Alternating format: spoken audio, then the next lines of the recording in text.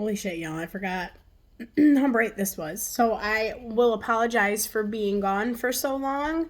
I had some childcare situations going on, and vlogging with a preschooler making a ruckus in the background doesn't always go so well. So you're welcome. No, just kidding. It was really more for my sanity than anything. But I wanted to jump on today and talk a little bit about the head hunger, because that does not go away with the surgery, even though the actual physical hunger changes. At least it did for me. Granted, I'm only about 8 weeks post-op. Sorry, guys, I'm trying real hard here to make this work. Yeah, so, I'm sure that's going to be different 90 days, 6 months, a year, 2 years, 10 years post-op than it is right now. But I will say that I have had attacks of the head hunger, and I have had to really, really check in with myself on whether or not this is genuine hunger being signaled from my body, or if it is learned patterns of behavior from my upbringing and, leading the life that I led for, 30 plus years. So that is real. It is challenging, and I don't want to minimize it for you guys and make it seem like it all goes away when you get the surgery, because it doesn't. And I will say that there have been a couple of days recently where I've been extra stressed, and there was one day in particular where I did not eat well. And when I say I didn't eat well, I mean I didn't wake up and have breakfast. I didn't have breakfast at all. And I didn't have lunch. I had a snack. So I went for about 8 hours without eating. Now, this wasn't intentional. It was more of let me do this, and then I'll have my breakfast. And then after breakfast, I'll do this, and then I'll do my workout. And then, and before I knew it, let me just get this one more thing done. Let me just get this one more thing done, because that's where the not having the physical hunger can be detrimental, because I found that when I don't have that physical sensation, that I'm physically hungry and my stomach is telling me, bitch, you will eat. It's easier for me than it ever was to put eating on the back burner and be like, oh no, just let me do one more thing. Let me take care of this. Let me put this little laundry in. Because I feel so good and I'm so energized and I have so much energy, and some of that is from working out. A lot of that is the food that I am putting into my body and the way that I'm fueling my body. And then obviously a portion of that is the vitamins and the minerals that I'm also taking to help fuel myself. So I feel really good. I've got a lot of energy. I'm cleaning all day, which isn't unusual, but I'm doing it more frequently than I would have before I had this burst of energy that came about 2 weeks into post-op. So it's definitely easy to fall into the habit of putting my sustenance and fueling myself on the way back burner, because I don't have hunger pains. My stomach doesn't hurt. It doesn't signal hunger the way it used to. Now my head sometimes will still signal hunger the way it used to when I'm not hungry. Meanwhile, my body's not signaling hunger even when it should be hungry. So it's a crazy dynamic going on right now. And that's, I think, why in the program, specifically the program I was in, they focus so heavily on you keeping track of what you eat and what you drink and how often you're eating and how often you're drinking, and making sure that you're eating every 3 to 4 hours, hitting that sweet spot for your, body and metabolism, and fueling your day, if you will. Which obviously, the farther and farther you get out from surgery, the harder and harder I find it has become, because it's so easy to lose sight of, I woke up at 7 and it's 11:30 now and I haven't eaten anything, because I'm not physically hungry. So if I get rolling in the morning, I have to be cognizant. I have to be aware that if I didn't follow my normal routine, which my normal routine is, I wake up, I have a cup of coffee in the dark, in the silence, in the dark, It's a beautiful thing.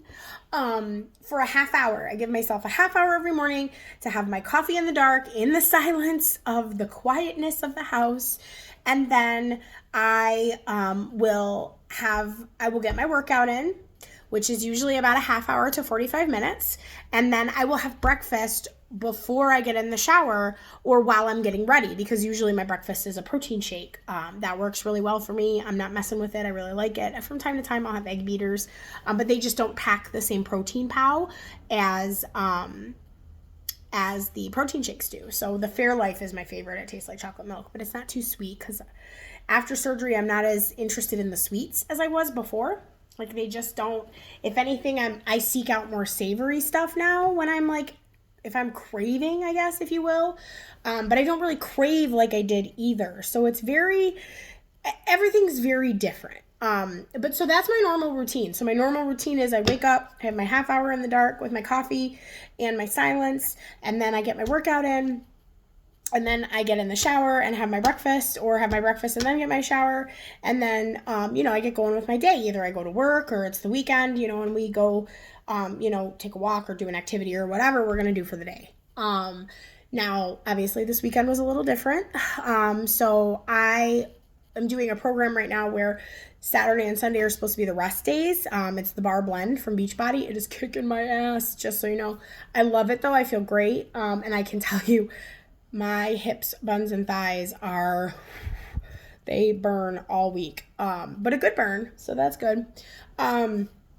So Saturday I was going to do an upper arm workout, because you do have total body workout in this program, but they don't do as much work with the arms as I really feel like I want to do with my arms, because my arms are burning flabby. So I was scheduling myself for an upper arm workout on Saturday. So I didn't have like my normal schedule. Now I still, I slept in with my kid, so I didn't do my half hour of coffee in the dark. So that really kind of just threw me for a loop. And again, because my body didn't signal hunger, I didn't even eat and didn't even realize it mattered. But I will say that was my worst day since having surgery, because I didn't have the breakfast. I didn't have the lunch.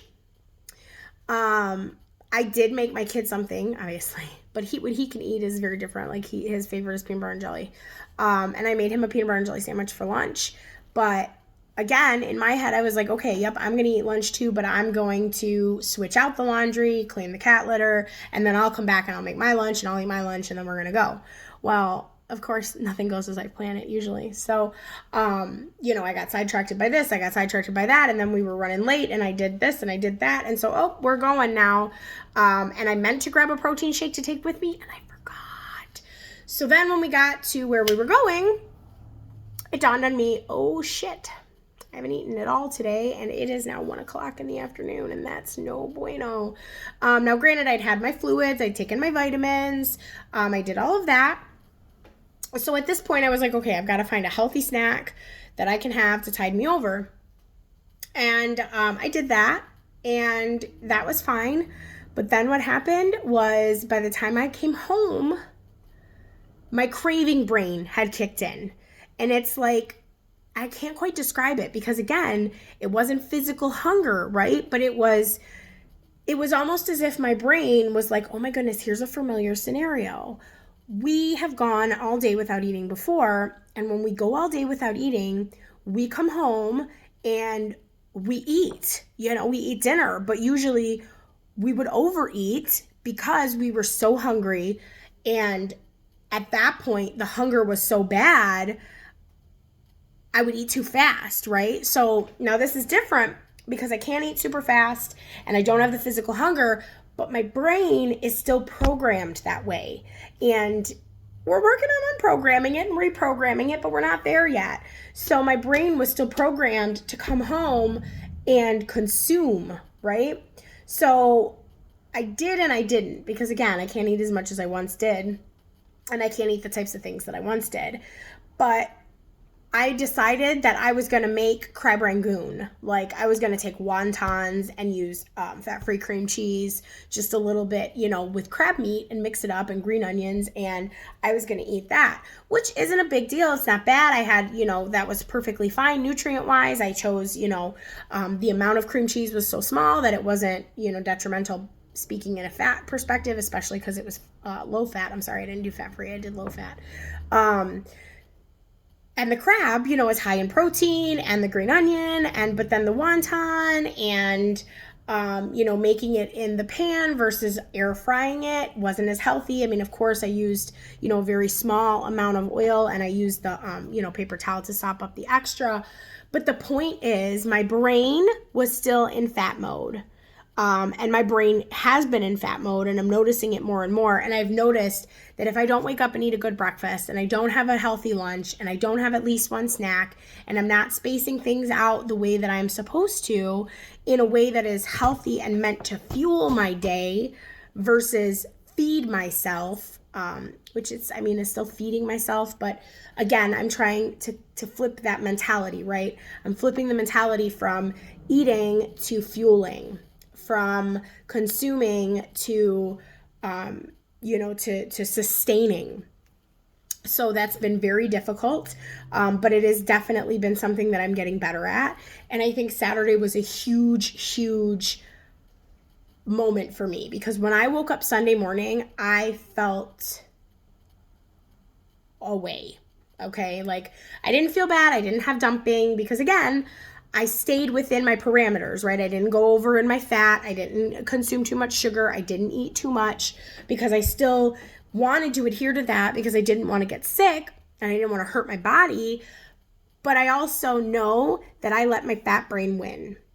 And my fat brain is the brain that developed the way that it did to protect me at the time and teach me, to sustain, to keep myself safe and adapt to my environment. This has no judgment for anybody or anything or my childhood in any way, shape, or form. It's just a fact. Our brains adapt, right? So I'm now in a position where I'm trying to unlearn and relearn and create a new brain that treats food and sees food differently. Well, when I woke up Sunday, I was very disappointed in myself. I felt very... I felt very frustrated and angry and upset, and I put myself on the I'm no good, I'm gonna undo everything that the surgery did, how could I go through with this and still not, be adhering to what I'm supposed to do? How could I do that? How could I eat something like that? How could I go a whole day without eating? I know that that's not healthy. Why would, so I was really, really beating myself up Sunday, and I had to stop and recognize what happened. So the reason I'm explaining this to you guys is because I don't want you to think it's all sunshine and roses, and I don't want you to think that it doesn't take active work every day, because it absolutely does. And I can work out every day and feel great. I can eat a healthy breakfast, a healthy lunch, a healthy dinner, plan my meals, grocery shop. My fridge is freaking stellar. All you see in there is healthy food. Like, we don't have a whole lot of packaged stuff. I've pretty much cut that stuff out of our diet completely. I've made so many positive changes, but I'm still a work in progress, and that's okay. I am still battling the schemas and the thinking patterns and the triggers that have developed over my lifetime. And nobody is expecting you or me to go under the knife, have a surgery, and make that all magically go away. It doesn't. So I just want you to know you're not alone, and it's okay if you slip up, and it's okay if you have a day or two where maybe you didn't make the best choice, or, maybe you went and you decided that you were I'm gonna have dumping syndrome because I'm gonna eat that piece of cake. Don't beat yourself up about it, but do better tomorrow. It's okay to mess up. It's not okay to live there, I guess is my point. So I didn't live there on Sunday. I ate healthier. I made sure that I took snacks with me because we did go out briefly. So I did make sure I packed healthy snacks in my purse.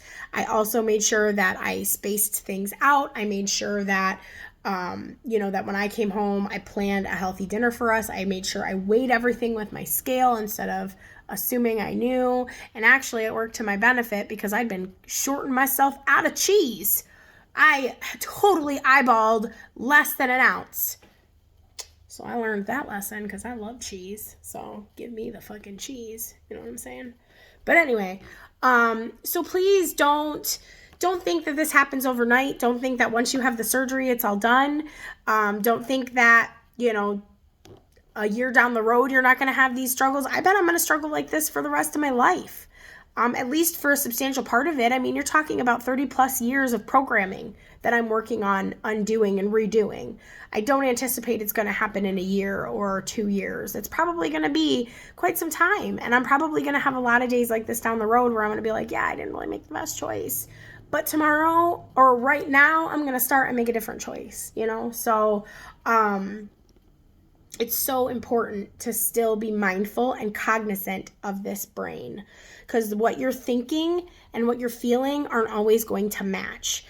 So my biggest takeaway, I guess, for today, because I don't want to spend too much time just talking at you, is check in with yourself, okay? Because that's what's been working for me. I stop and I check in with myself. So if I feel hungry, I stop and I check in with myself. And I look at, number one, what time did I eat last? Number two, what did I eat last? Did what I eat pack me full of nutrients that would sustain me for 3 hours to the next snack? And if not, then when I eat again, be it now or a few minutes from now, I need to make sure that I pick a more nutrient-dense food, because I can tell you right now that those wontons were not as filling as they could have been because the amount in them was so little, but the majority of what I ate was the wrapping, right? Which did fill me up pretty quickly. I couldn't eat very many, but I could have gotten much more nutrients had I just eaten the meat by itself with like a vegetable, or wrapped it in a veggie wrap or a lettuce wrap versus making it into the wonton. So just being mindful and checking in with yourself. So stop and check in with yourself. When is the last time you ate? And what did you eat? How nutrient dense was it? Because I can tell you right now, for today specifically, having my normal routine back, having my protein shake for breakfast and my lettuce wraps for lunch and my protein crackers for my snack, I'm not hungry, and I'm not having head hunger either, because I am staying on schedule and I'm focusing on nutrient-dense fueling foods, not just something that's going to taste good in the moment and then is going to, wipe away what I've worked so hard for. So, plus I'm down 40 pounds, y'all. So, whoop, whoop. Almost 2 pant sizes at this point and feeling really good. I'm really excited to see how things pan out after this 60-day program that I'm doing, because it is intense. So I took my measurements in the beginning. I'm going to take them at the end. Continue just fighting the good fight. And don't forget, if you have questions or comments, or you want me to talk about something specific to you, and how it was for me, but a topic that maybe you're really interested in or you're passionate about or you're wondering in your process, please don't ever hesitate to comment or drop me an email or what have you, because I am totally open to that. I really want to help you. That is all this is about. You'll notice I don't have a Venmo or a Cash App or anything like that attached to this, because this is not about making money. This is not about notoriety. This is about helping someone else who's out there, who's either thinking about going through the bariatric process, is already doing it, has done it, or just somebody who wants to be healthier. Like, guys, I just want to help you. So whatever I can do to support you and help you in your process, let me know. Happy Monday.